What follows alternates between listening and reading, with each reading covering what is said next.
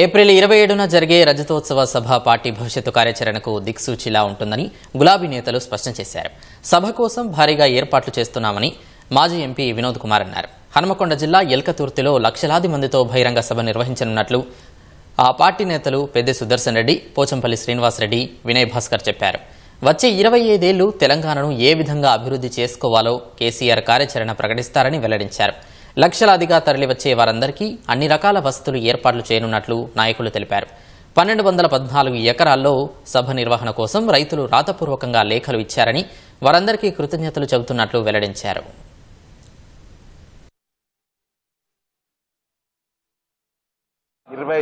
వసంతాలు నిండినటువంటి సందర్భంలో పెట్టేటువంటి సభ తదనంతరము డిసెంబర్ వరకు సభ్యత్వ కార్యక్రమము, గ్రామ కమిటీలు, జిల్లా కమిటీలు, రాష్ట్ర కమిటీ, రాష్ట్ర పార్టీ అధ్యక్షుని ఎన్నిక చేసి కేసీఆర్ గారి నాయకత్వాన ఈ పార్టీ కార్యాచరణ చాలా ఉధృతంగా రానున్న రోజుల్లో ఉంటుంది.